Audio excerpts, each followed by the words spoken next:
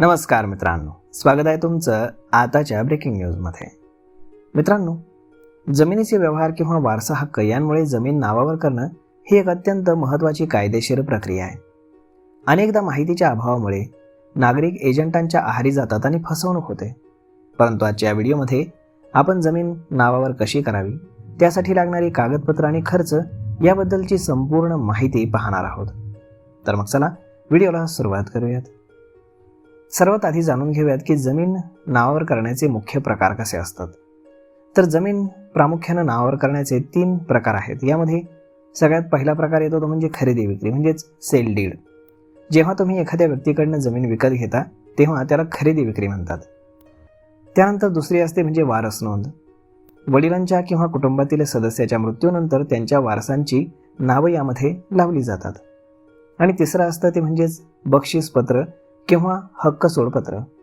यामध्ये रक्ताच्या नात्यामध्ये जमीन हस्तांतरित करता येते. आता जर तुम्ही नवीन जमीन विकत घेत असाल तर तुम्हाला काय काय प्रक्रिया पूर्ण करावी लागते ते पहा. यामध्ये सर्वात आधी तुम्हाला कागदपत्रांची पडताळणी करावी लागते. यामध्ये जमिनीचा फेरफार, 7/12 उतारा, 8 उतारा हे सगळं तुम्ही तपासायला हवं. जमिनीवरती कुठलाही बोजा म्हणजेच कर्ज तर नाही ना याची तुम्ही खात्री करून घ्यावी लागते. त्यानंतर तुम्हाला खरेदी खत बनवावं लागतं. यासाठी तुम्हाला दुय्यम निबंधक रजिस्ट्रार कार्यालयामध्ये जाऊन जमिनीचा व्यवहार नोंदणीकृत करावा लागतो. त्यानंतर तुम्हाला स्टॅम्प ड्युटी भरावी लागते. जमिनीच्या सरकारी किमतीनुसार म्हणजेच रेडी रेकनर रेटनुसार मुद्रांक शुल्क भरावं लागतं. त्यानंतर पुढचा टप्पा येतो तो म्हणजेच फेरफार नोंद. नोंदणी झाल्यानंतर 15 ते 30 दिवसात तलाठ्याकडे फेरफार नोंद होते. त्यानंतर 7/12 उतार्यावरती नवीन मालकाचं नाव चढलं जातं. आता हे सगळं झाल्यानंतर कुटुंबातील समजा मुख्य व्यक्तीचा मृत्यू झाला तर त्यांच्या वारसाची नावं 7/12 उतार्यामध्ये लावणं सोपं असतं. यामध्ये मृत्यूच्या तारखेपासून 3 महिन्यांच्या आतमध्ये तलाठ्याकडे तुम्हाला अर्ज करावा लागतो. यामध्ये जी काही प्रक्रिया आहे त्यामध्ये तुम्ही ई हक्क प्रणाली वापरून ऑनलाईन अर्ज देखील करू शकता. तलाठी मग नोटीस काढून हरकती मागवतो आणि 15 दिवसांनंतर वारसांची नावं उतार्यावरती चढवली जातात. यामध्ये जमीन नावावरती करण्यासाठी तुम्हाला 7/12 उतारा आणि 8 उतारा नुकताच काढलेला लागतो, किंवा मग खरेदी खत लागतं, किंवा मग मृत्यूचा दाखला लागतो.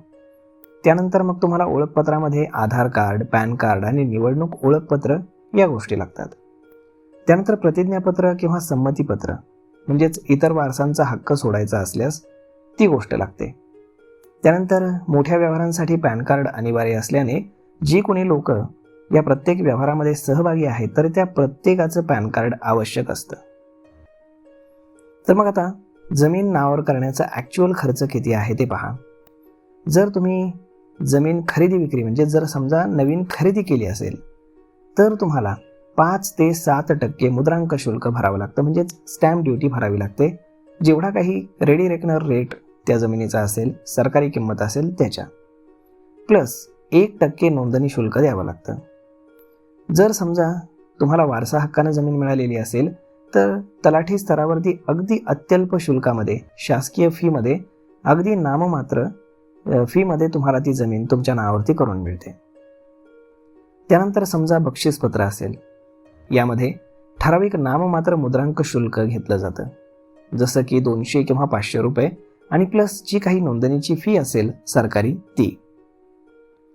त्यानंतर समजा हक्क सोडपत्र असेल तर साधारणपणे 500 ते 1000 रुपयाच्या स्टॅम्प पेपरवरती तुम्हाला ते हक्क सोडपत्र बनवावं लागतं. त्यानंतर वकिलाची फी देखील तुम्हाला द्यावी लागते.